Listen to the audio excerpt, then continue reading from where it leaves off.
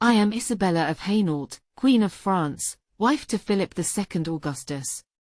Born in 1170, I came into the world as a daughter of Baldwin V of Hainault and Margaret I of Flanders.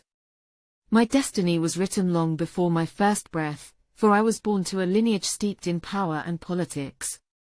From my earliest days, I was groomed to uphold my family's honor, to weave alliances, and to serve as a bridge between kingdoms.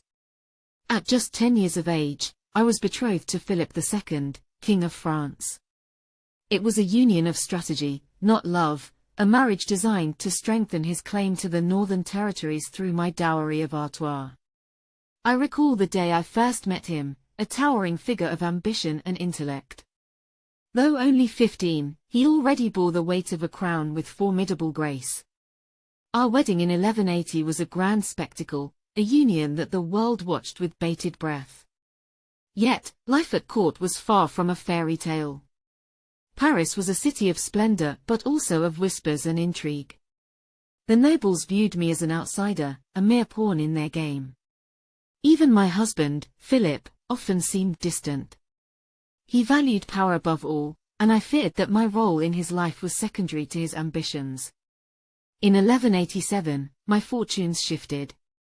I gave birth to a son, Louis, who would later be known as Louis VIII. The court erupted in celebration. At last, the future of the Capetian dynasty was secure. Yet, the joy of motherhood was tempered by the harsh realities of medieval childbirth and the ever-present spectre of mortality. I clung to my son, knowing he was not just my child but the hope of a kingdom. I worked tirelessly to carve out my own influence amidst the court's complexities. My dowry lands became a source of contention, with Philip reluctant to cede control.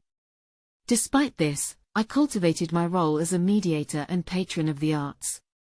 My lineage tied me to the powerful Counts of Flanders and Hainault, and I used these connections to reinforce alliances and stabilize the volatile politics of France.